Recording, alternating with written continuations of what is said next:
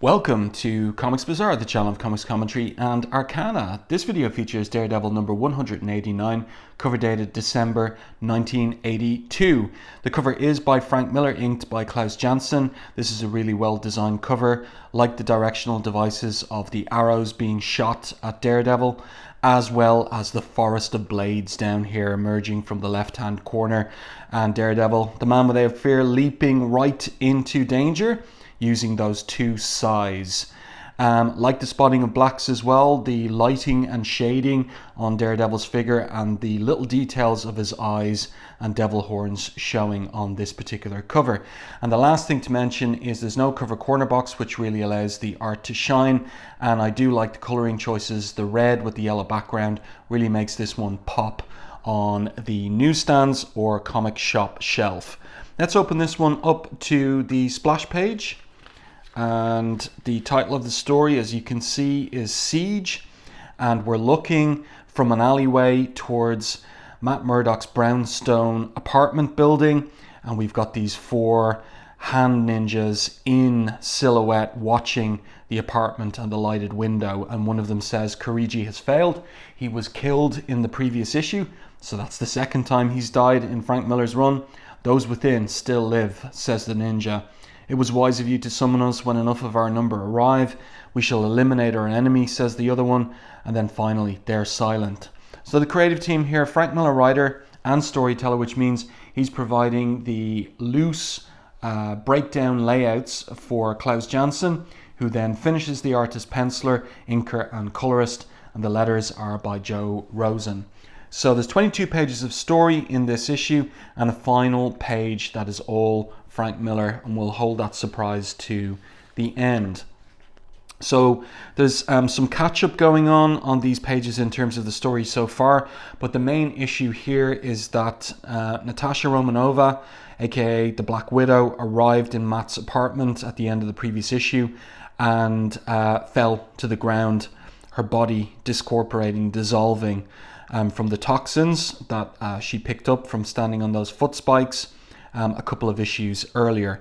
So what's happening now is something mysterious. Readers are learning more about Stick and his order of mystical martial arts warriors, and one of them here, Stone, uses his strength on Natasha. As far as Daredevil is concerned, she's dead, and he seems to transfer energy from him to her, and she comes back to life, resurrected. I'm alive, how? She asks Matt, and he responds, I'm not sure, Natasha, but I do know I'm not the one to thank. Suppose you tell me how you got yourself killed. So she fills him in about the foot spikes there, and then Matt fills her in about Stick, his teacher, his mentor, and then about this other bunch of Stick's students. Apparently I wasn't his only student, Matt says, and his teaching seemed to go far beyond what he taught me. Resurrections. And Stick says, yeah, tricky stuff. And Stone objects. Involving the outsider is hazardous, but two, we need all the help we can get, Stone, says Stick. The Hand is after us. And Stick goes over to Black Widow and says, that's those ninja you ran up against, Toots. They're called the Hand. They're a big outfit, mercenaries, assassins like that. Over the years, me and my boys being the only thing slowing them down. Now they're after us. And I just like this detail in Frank Miller's script here where Black Widow responds and says, don't call me Toots. And then we're back to the action. One of Stick's men says, Master, we're observed. So Stick also has hypersenses. This is the revelation of the last couple of issues, that hypersenses are available to everyone if only they have the right training, that Daredevil's hypersenses are not an outcome of the radioactive isotope that he was blinded with as a child, but rather the radioactive isotope revealed to him hypersenses that were always there in potential. So Stick says here there are dozens of them, didn't expect them back so soon. And Daredevil, this is interesting, he says, but I can't hear a thing, and I'm Daredevil. And Stone responds, amateur, prepare brothers, they come through the roof. So now we're going to get what we expect from Frank Miller's original run on Daredevil. We're going to get a fight scene. So Stick's men act from long experience working together. Stone says to Shaft, "Shaft, 3 on the stairs." "Done," he responds laconically. Off go 3 arrows, and in the shadows they hit their targets. So the 3 hand ninjas fall down, tumble down the stairs, and hit the ground. That's a really well told scene here visually in Frank Miller's layouts. Also like the use of the screen tone there in Klaus Janson's art as well. It's nicely done. So let's continue. Yeah, here we go. We're getting into the fight scene. Daredevil pulling on his mask, and Stick says, "Form a circle."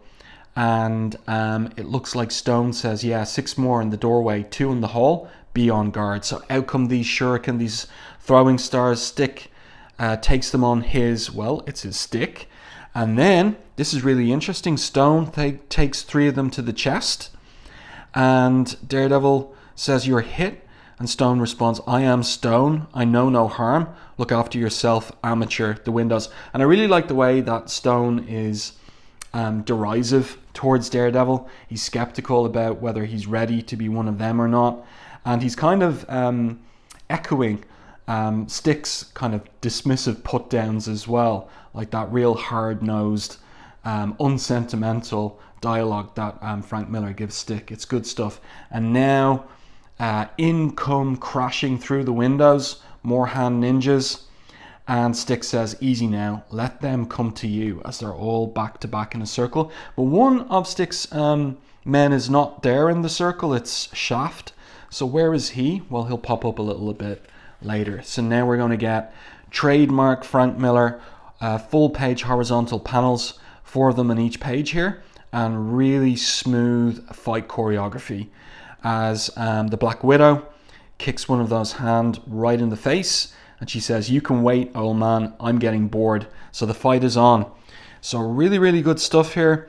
I will make a comment though on Klaus Janson's penciling. Take a look at Natasha's face there. She looks a little bit more, she looks a bit mannish, let's put it like that.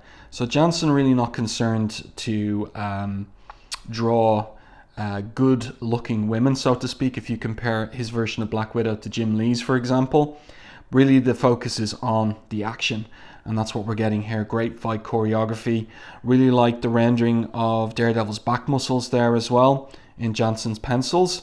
And here we've got a hand ninja getting ready to slice him in the back of the head, but he's really using those sai well.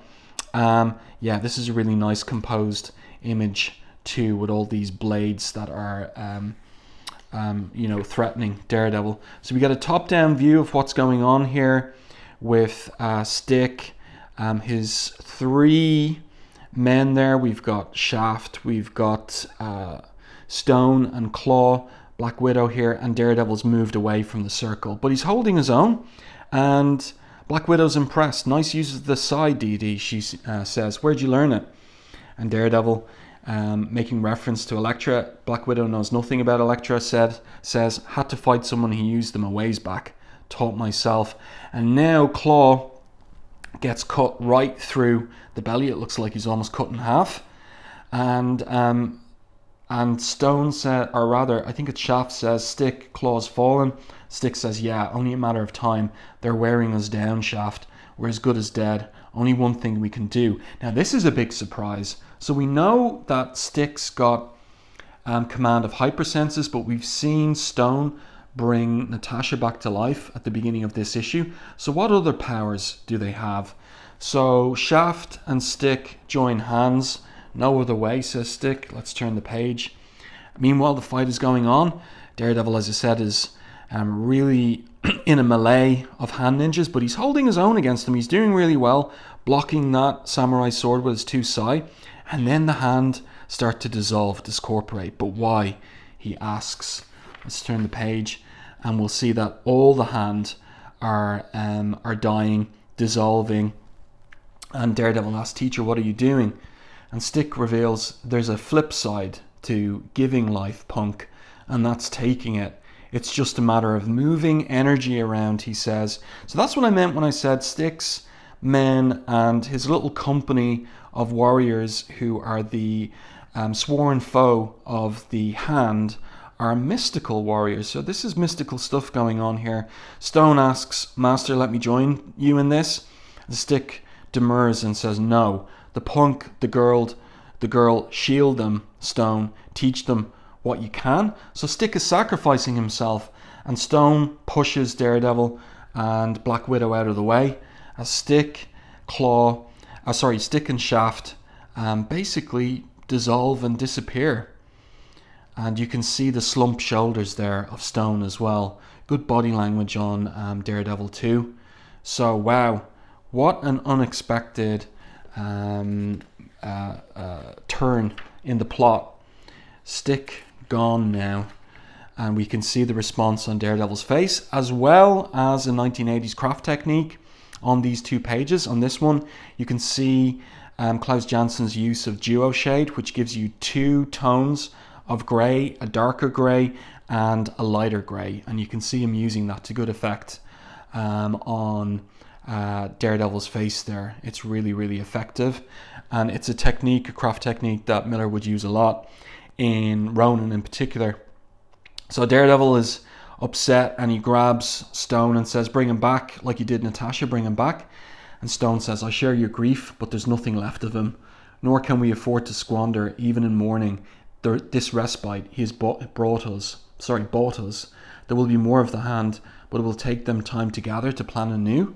We must use this time to best advantage. And now he says, I shall meditate to regain my strength, and perhaps to divine what plan they will make. In 5 hours we'll speak again.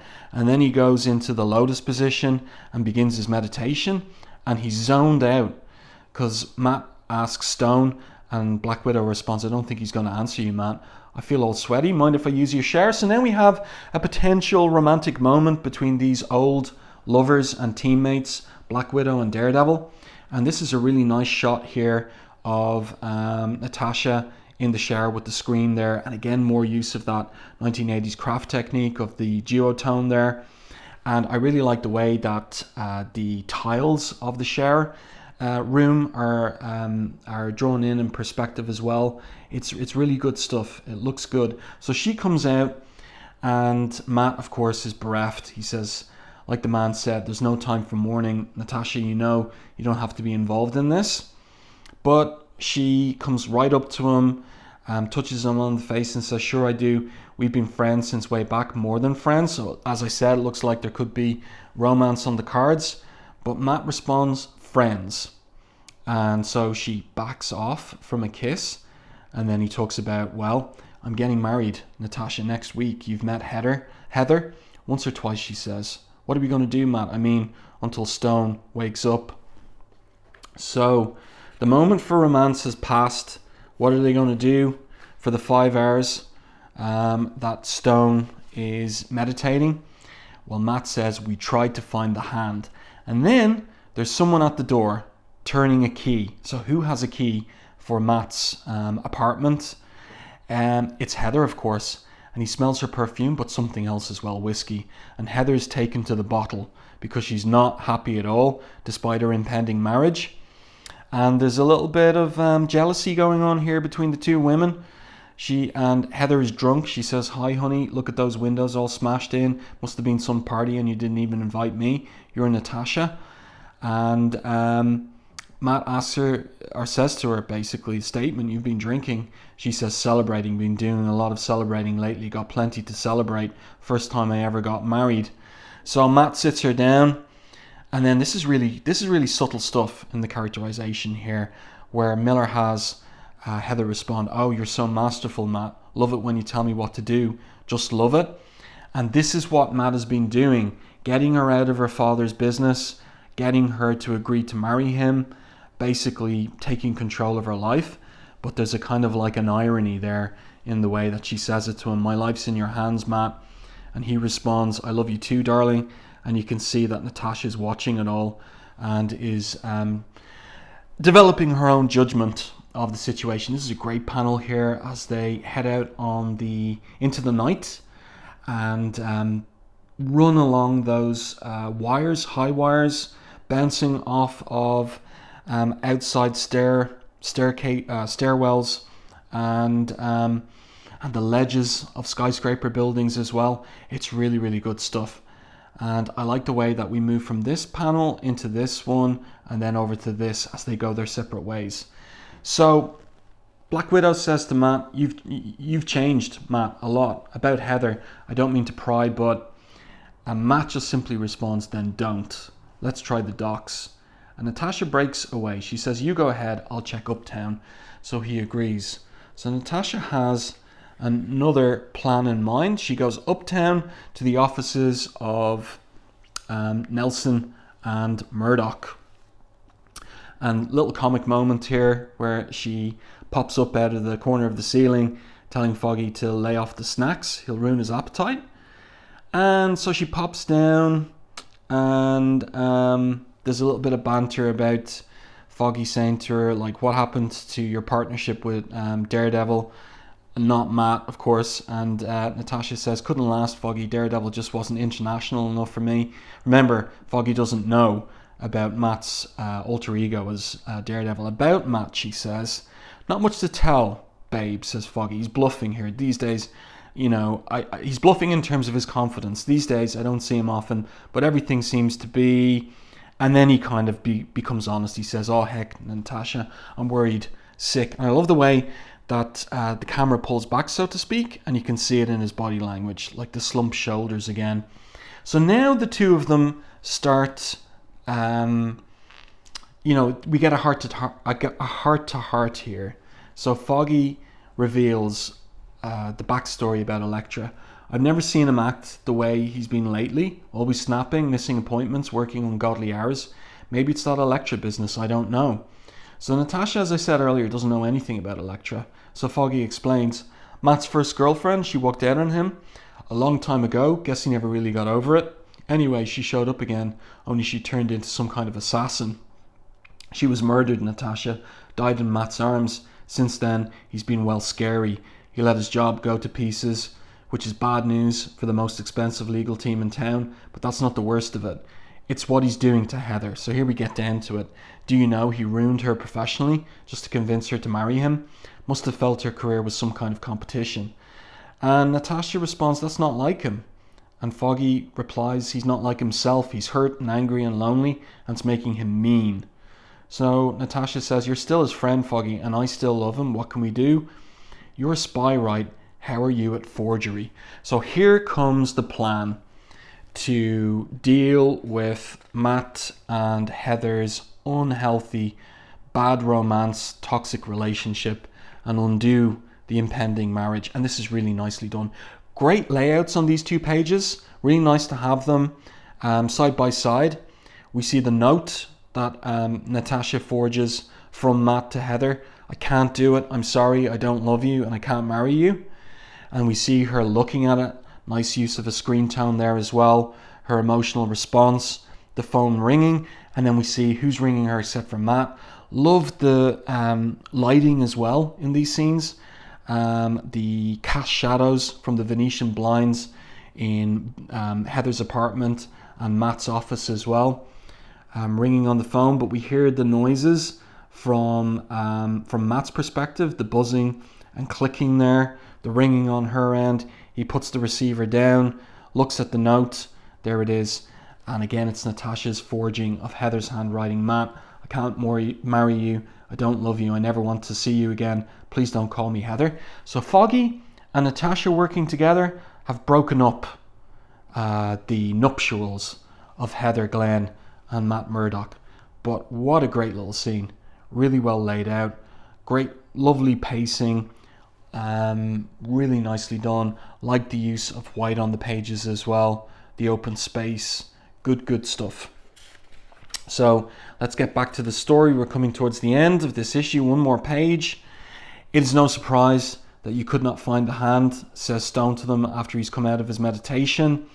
5 hours of meditation. They're hidden, well, hidden and plotting. I've divined what their plan shall be. So how does he do that? Is it some form of telepathy? They seek a single champion, skilled and mighty, to augment their numbers. My brothers and I slew the revived Kariji. We destroyed his body, and there is none among the living to suit their needs. And I love this choice of Miller's to show us the outside of the apartment and the lighted window. Just so interesting. I mean, we could just have another shot of Stone. We could have a shot of Matt and Natasha listening, but instead the directorial choice to show us the outside of the apartment, it just makes for a more interesting page. They must raise another from the dead, says Stone. As fate would have it, there is a fallen member of the Hand whose body rests in this very city. A mighty warrior indeed, a woman, Elektra. And now Natasha knows about Elektra, but of course this takes Matt by great surprise. Matt thought that Elektra might be alive in issue 182. It was driving him nuts. And now this. Perhaps she'll be resurrected by the Hand. And a great final page here, or advertisement for the next issue. Next issue, Resurrection. And this is all by Frank Miller. So it's Frank Miller pencils and inks. We just see Elektra's face there and the shine on her earring. Really, really good stuff. Wow, what a cliffhanger for really the finale of Miller's original run on Daredevil, the double-sized issue 190 coming up next. So no letters page in this issue. I do hope you enjoyed this review and commentary on Daredevil 189. Let me know your thoughts on this in the comment section to the video. If you enjoyed my review and commentary, please like the video on YouTube and consider sharing it. Really does help the channel. And if you haven't done so already, subscribe to the channel and stay tuned for more content like this.